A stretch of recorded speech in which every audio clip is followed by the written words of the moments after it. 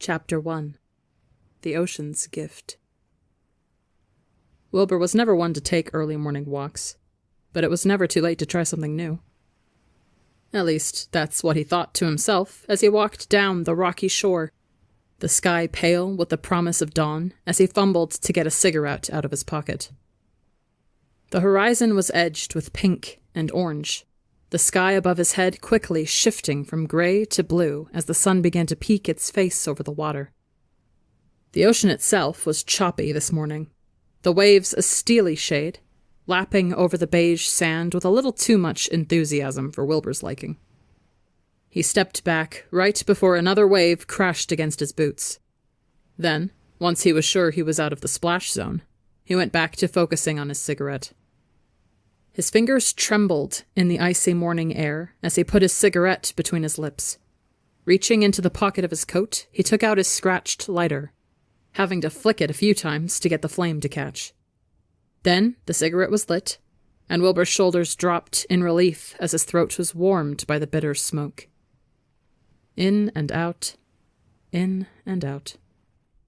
Wilbur matched the drags he took with the rhythm of the waves. It was strangely calming, and Wilbur wondered why he didn't do this sort of thing more often.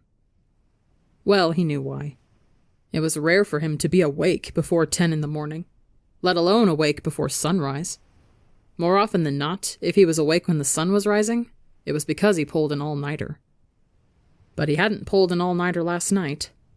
All he'd done was sit on his couch, watch some movie he couldn't even remember now, and went to bed at a surprisingly reasonable hour. Next thing he knew, it was 4 in the morning, and he was restless in a way he hadn't been in a long time. It was like there had been an itch he couldn't scratch, something pricking up under his skin, urging him to get up and get out of the house. Normally, he was content to spend his mornings lounging in his bed, scrolling through his phone until his caffeine craving annoyed him enough to get up and make coffee. But this morning, as soon as he opened his eyes, all he wanted was to get out of bed. And once he'd done that, he got the urge to go to the beach. Wilbur wasn't unfamiliar with the beach. Sure, it wasn't his favorite place to spend time, considering it was rocky as hell and cold as shit this time of year. But he'd lived in this town for most of his life. He was familiar with everything this place had to offer.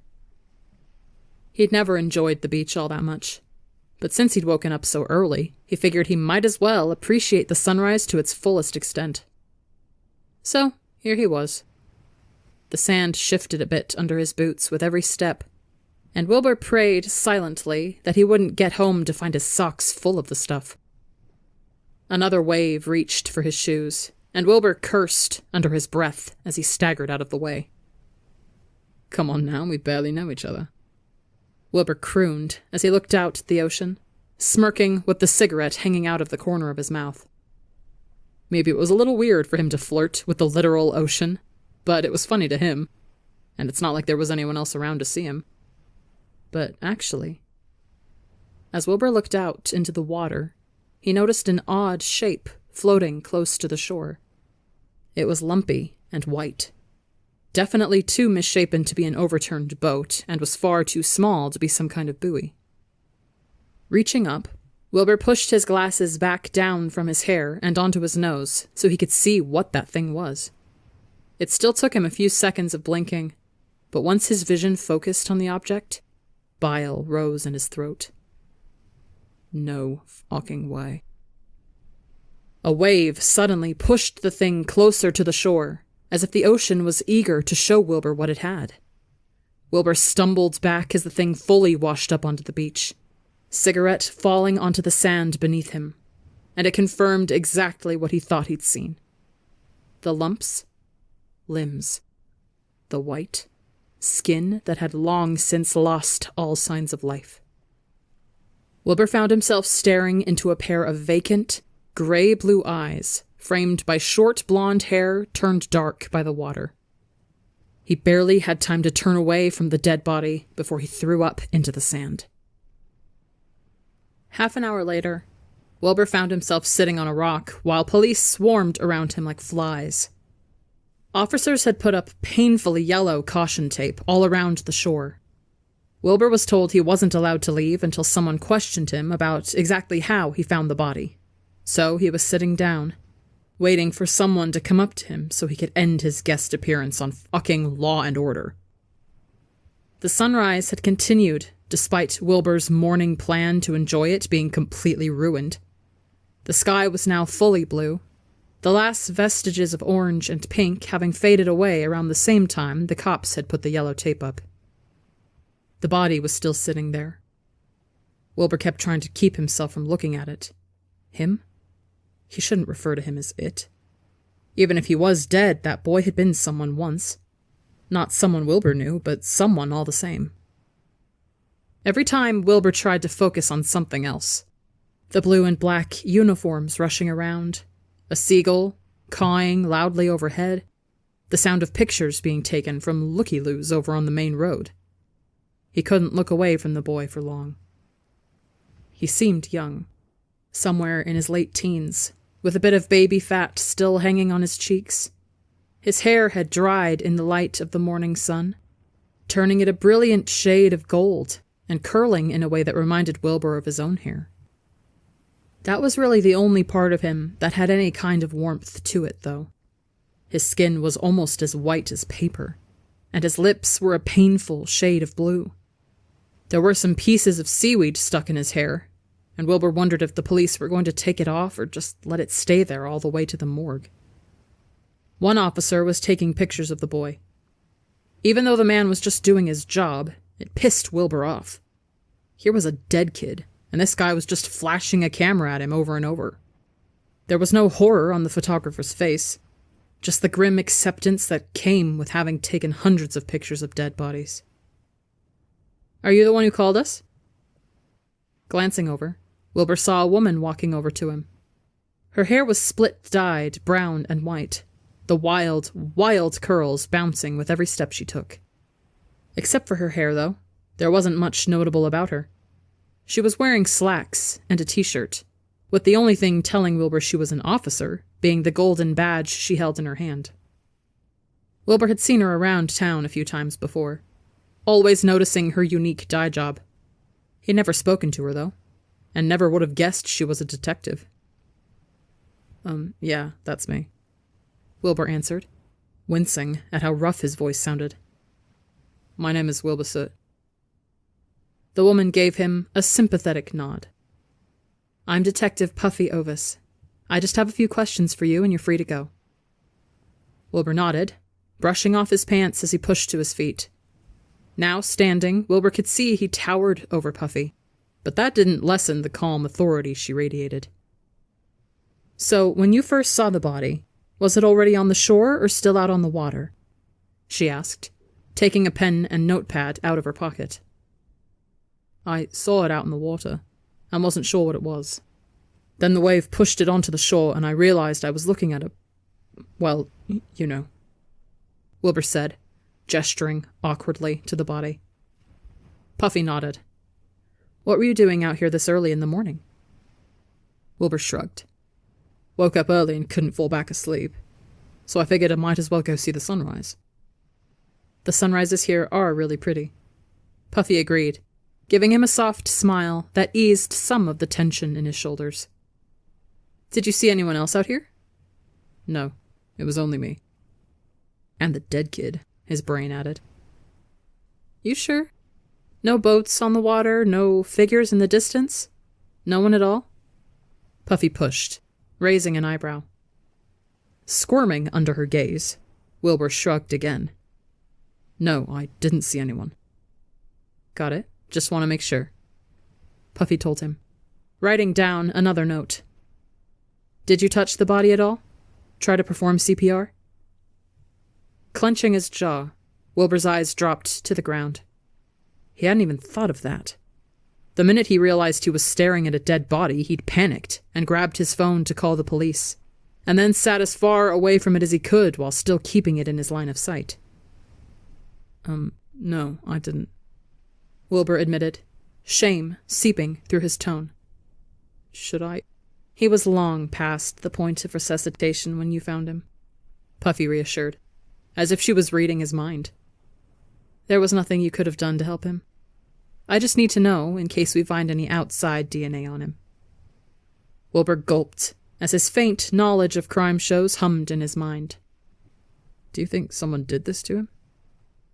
Glancing back at the boy, Puffy sighed and shook her head. Honestly, no. Although I've only gotten a brief look over him, I don't see any cuts or bruises. Nothing that shows there was a struggle. All signs point to an accidental drowning, but we need to look into all possibilities before we make that a final ruling. I guess that's reassuring, Wilbur muttered. He wasn't sure what exactly he was referring to when he said that. Reassuring that there wasn't a murderer going around drowning teenagers? Or reassuring that he wasn't stumbling his way into a homicide investigation? It was probably both. Again, that's not final, but it's what it looks like to me, Puffy said, shoving her hands in her pockets. Have you lived in this town for a long time, Wilbur? Frowning, Wilbur nodded. Yeah, I've lived here for most of my life. So you'd say you're familiar with the people who live here?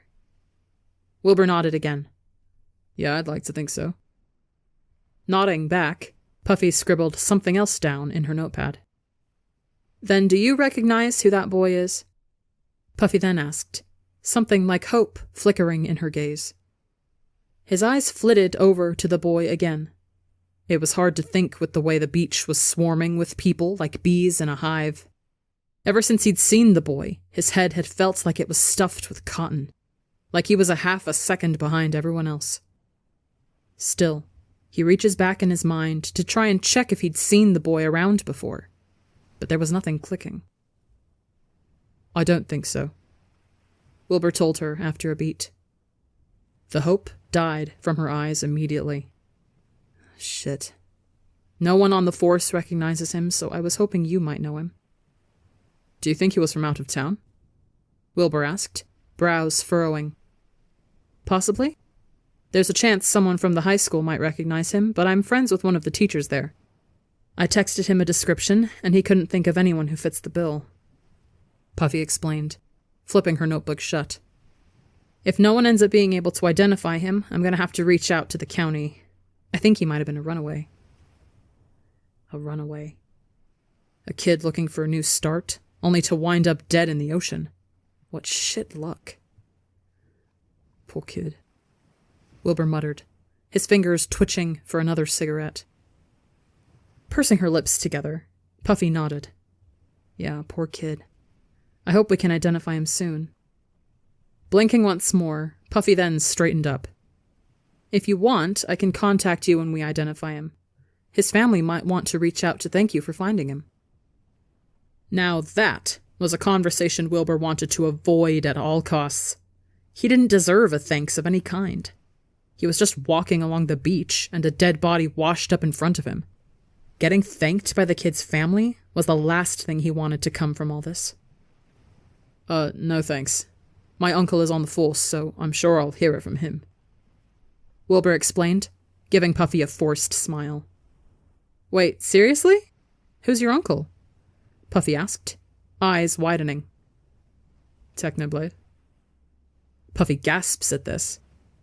Wait, you're Techno's nephew? Phil's kid? The forced smile grew more pained. Yep, that's me. Well, shit, Techno said you were tall, but he didn't say you were a tree. Puffy chuckled, exaggerating, craning her neck up to meet his eyes. But as quickly as it was there, her laughter faded in a second, and then she gave him a saddened look. I'm sorry we couldn't have met under better circumstances. If you have any questions about how things are going, feel free to call the station and ask for me. Thanks. I'll, keep that in mind. Wilbur was already edging towards the road. Does that mean I'm free to go? You're free to go, Puffy said, waving him off. Stay safe out there. Will do, Wilbur called back, before he all but started running to get to his car. Shuffling past the officers and ducking under the caution tape, Wilbur hurried away from the beach and towards the dark trees on the edge of the shore. The sand sloped upwards, shifting into something rock-like before Wilbur's boots finally smacked against dark asphalt. The parking lot was nestled between the shore, the main road, and the forest that sat right next to the beach. That was another reason Wilbur had never bothered to spend much time by the water. For reasons he couldn't really name, the forest had always unsettled him. Dark leaves would sway in the salty ocean breeze. The branches would creak every time you walked by, and the shadows between the trunks seemed to dance in the corners of Wilbur's vision. The forest was fucking creepy. That was the easiest way to put it.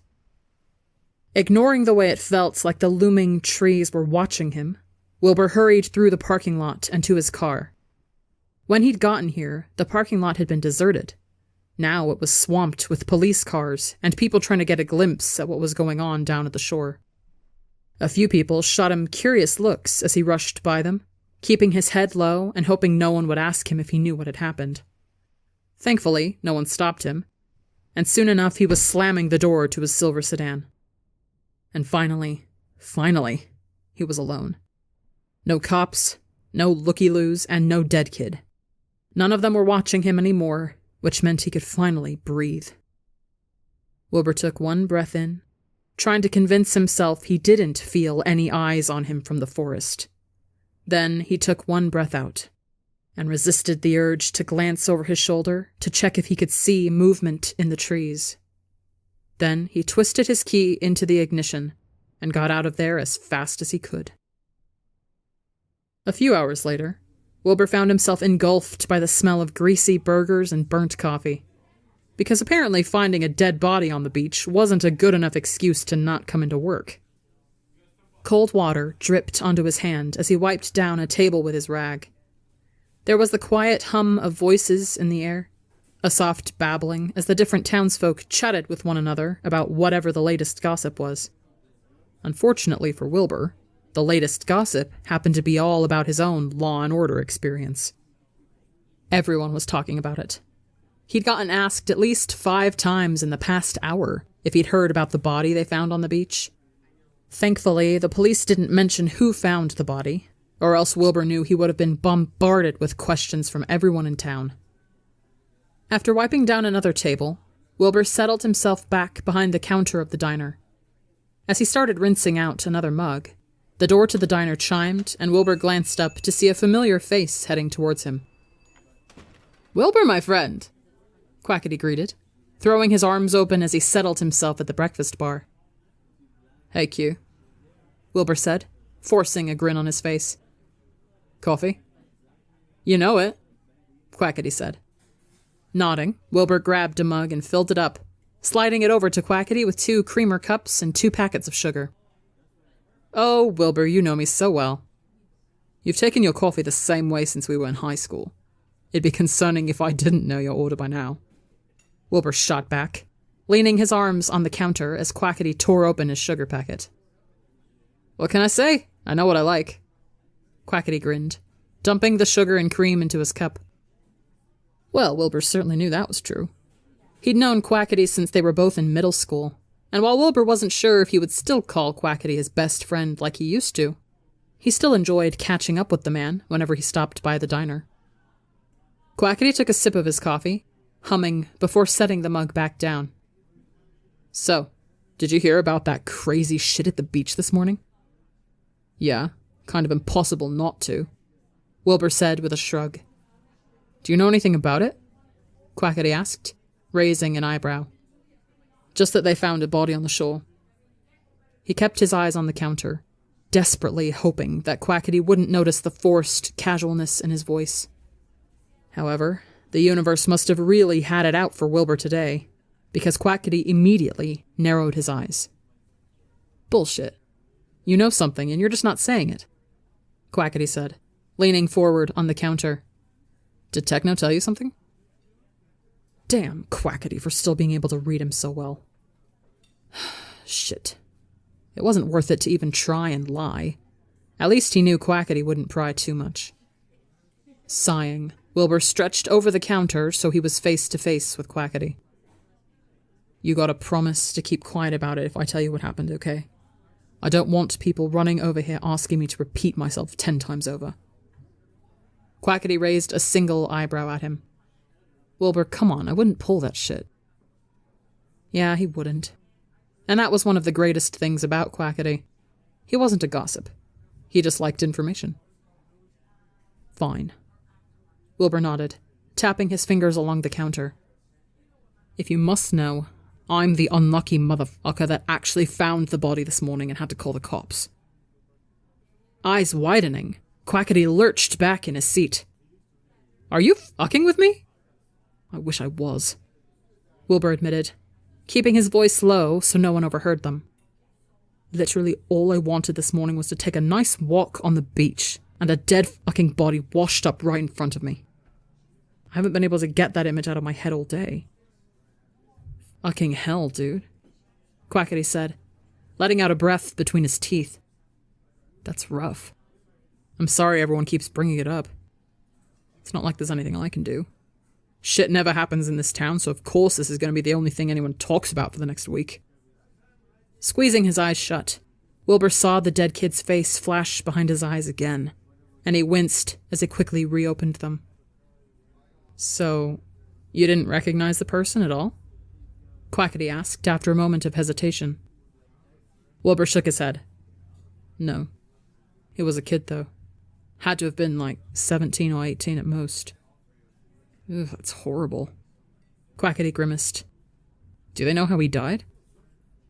The detective who questioned me said it looked like an accidental drowning, but they'd have to check to make sure there wasn't any foul play involved.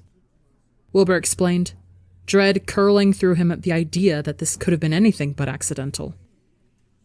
Damn, that's so fucked, Quackity muttered, shaking his head. Dragging his hands down his face, Wilbur nodded in agreement. It is.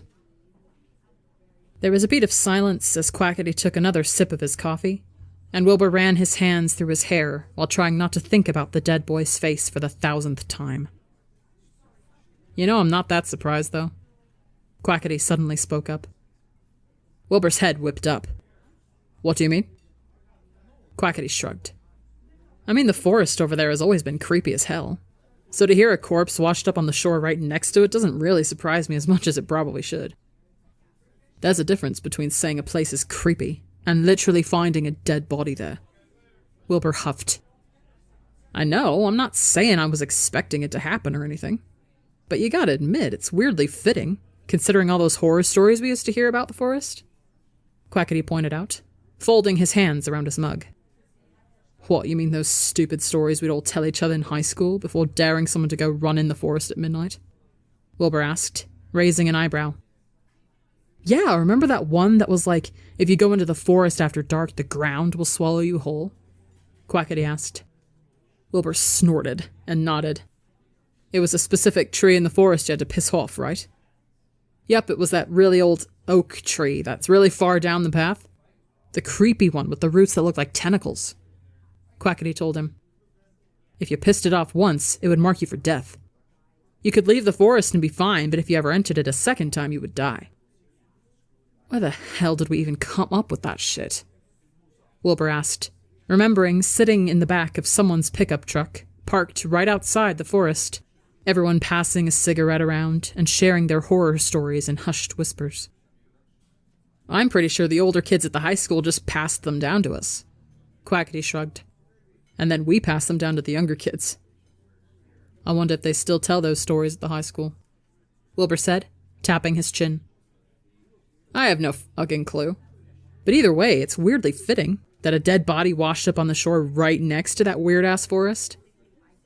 Straightening up off the counter, Wilbur rolled his eyes. Considering the kid drowned, it doesn't seem likely he got eaten by the forest. Oh, fuck off. You know that's not what I meant. Quackity was cut off by the door chiming again, and Wilbur looked up to see a couple heading towards an empty diner booth. Be right back, Wilbur told Quackity, grabbing 2 menus and heading over to the table. Of course, the new customers mentioned the dead body, and of course Wilbur pretended he only knew the bare bones of what was going on.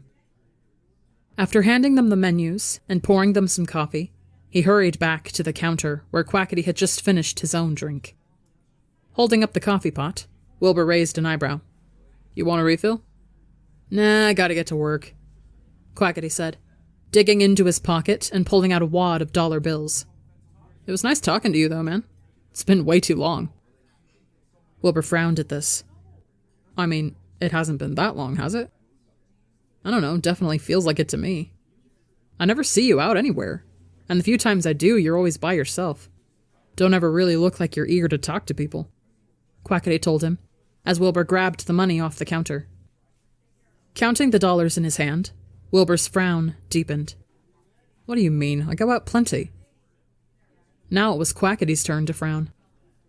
Really? I feel like the only time I see you is when you're working here. While Wilbur would admit he wasn't the most sociable person on the planet, the way Quackity was describing him made him sound like some sort of hermit. I go out plenty, he said, sounding just a tad too defensive. Huh, I guess we just keep missing each other. Quackity acquiesced, although the way he said it made Wilbur think he didn't believe him. Anytime I'm talking to, Sapnap or Carl or anyone, they always say they never see you anymore, and ask if I know what you're up to.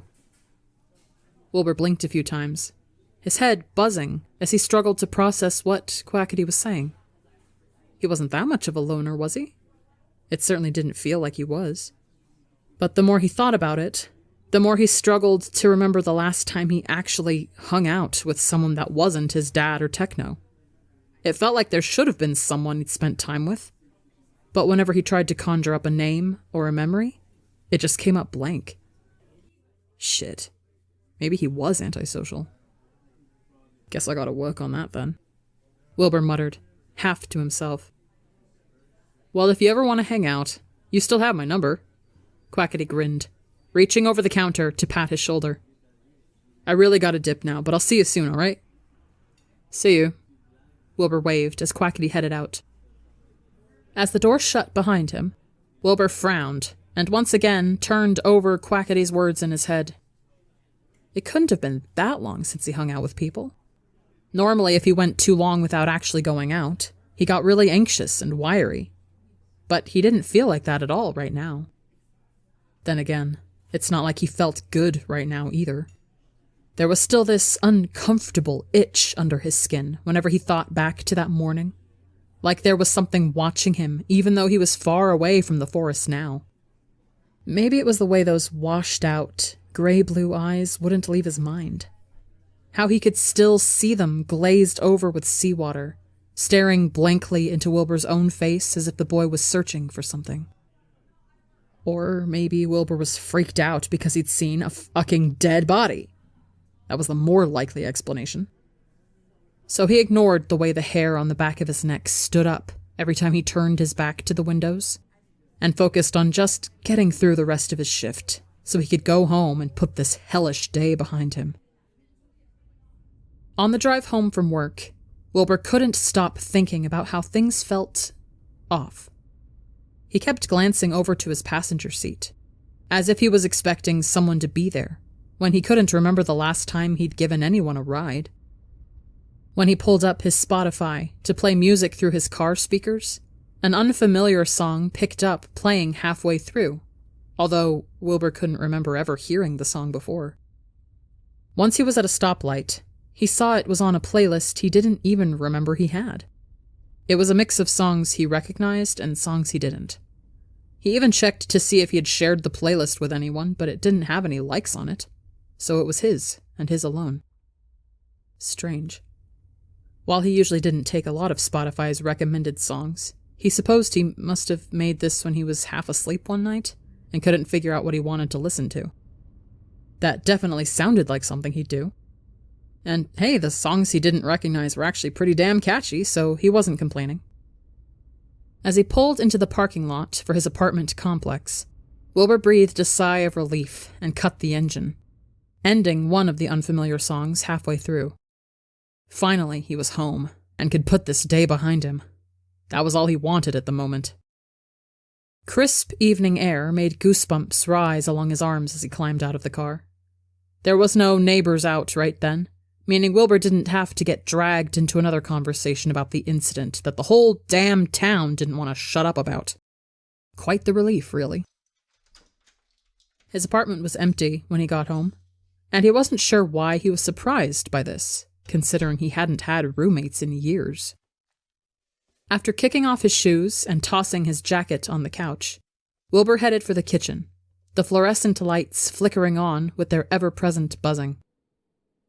In the wake of finding the body, Wilbur had forgotten to clean out his coffee pot when he'd gotten back from the beach.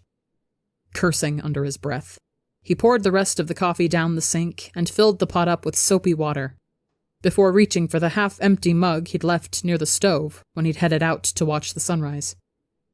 When he went to pour the contents of the mug down the sink, though, he paused. Now, Wilbur made sure to do his dishes every night before he went to sleep. It was a routine he'd developed in his first year of living on his own, when he had a roommate who would go a solid week without washing out his dishes. The old food would stink up the entire kitchen, and since then, the smell of old food that had been left out for too long would immediately trigger his gag reflex. So to make life easier on himself, he did the dishes every night before he slept. And while there weren't any dishes with food on them in the sink, there were 2 mugs he didn't remember using, filled with foggy water. 2 mugs. He didn't drink coffee at night, and that was usually the only thing he broke out his mugs for. Sometimes, if he was having trouble sleeping, he'd drink tea, but there were no tea bags in the trash can, and he wouldn't have used 2 different mugs if he had 2 servings of tea. Well, actually, he did use his mugs for water sometimes, and it wasn't that unheard of for him to forget he had a water mug already and grab a second one by mistake. Sure, it was a little strange he hadn't cleaned the mugs out before he went to sleep last night, but he was definitely tired, so he probably had just forgotten. Hair rose on the back of his neck again. He pointedly ignored it, and rinsed out all the dishes in the sink before setting them on a towel to dry. After that, he went through his normal post-work routine. Take a shower, make dinner, debate calling his father, which usually he decided against, and then find something to watch or a video game to play until he was ready to pass out. That night, Wilbur made himself pasta for dinner. The classic, easy but filling pile of starch that every person in their 20s knew how to make. Once the pasta had been boiled, he heated up some sauce he had in the fridge and tossed a few garlic cloves in it as it sat on the stovetop. Nothing too fancy. When he went to dish out the pasta into a bowl, Wilbur paused and realized he had set out 2 bowls instead of 1. Huh. In the end, he realized he didn't even really need to dish the pasta out into a bowl because it's not like anyone was going to eat it but him. So instead, he just put the 2 bowls away and brought the whole pot over to the couch to eat directly from it. It would use less dishes that way. Turning on some random Netflix show he'd been watching, Wilbur ate his pasta and wondered why his apartment felt so empty. It was dead silent, save for the TV. And while Wilbur didn't exactly want to hear any strange noises in his apartment, it was almost like it was far too quiet for his liking. Maybe he needed to get a cat. He'd always liked cats, and the idea of having a furry little creature running around his feet and stretching across his lap for pets made him smile wider than he'd like to admit. Besides, it would be good for him to have a cat, since he really wasn't getting out that much. A pet would keep him from isolating himself as much. He still felt like he was being watched. He still ignored it. That night, Wilbur ended up getting tired a lot earlier than usual. That made sense, considering he'd literally been up before dawn, and didn't bother fighting his exhaustion as he put the rest of his pasta back in the fridge and settled himself into bed. Wilbur's eyes flew open, and he saw he was sitting on the beach again. The salt was so thick in the air it was dizzying to take a breath. Shades of pink and orange lined the horizon, and the waves were reaching for his legs, just barely brushing the tips of his shoes. He was sitting on the sand. The sand was warm, despite the sun not having risen yet. He dug his fingers into it as he tried to figure out who'd said his name. "Wilbur!" The voice sounded again, and this time Wilbur saw who it belonged to. Wilbur's breathing hitched as he looked into the pale eyes of the dead boy. Unlike before, his lips were no longer blue, and there was no more seaweed stuck in his blonde curls. He was sitting up now, the waves soaking the bottom of his pants as he sat on the sand across from Wilbur. You I'm not dead, Will, the boy said, the words tumbling out of him in a rush. I'm not dead. Don't fucking listen to them when they say I'm dead, because I'm not. You know I'm not. I saw your body, Wilbur stammered, unsure of how the dead boy knew his name. It's not me. I don't know what the fuck that thing was, but I'm not dead. You can feel it, can't you? The boy pleaded, his voice cracking as he started crawling on the sand towards Wilbur. You have to save me, Will. Please, you need to get me out of here. Wilbur was frozen as the dead boy grabbed his arms. To his surprise, the boy's hands were warm. I don't know how much time I have, the boy told him, tears now streaming down his cheeks as he sat face to face with Wilbur. You need to find me. Please, I'm fucking trapped in here. I don't know what you want me to do. I don't know where you are, Wilbur asked, desperately wanting to move away, but still finding himself unable to move. The boy frowned at this, his tears slowing as he stared at Wilbur in confusion. The fuck are you talking about? You know exactly where I am. And before Wilbur could open his mouth to say he had no idea what that meant, he woke up.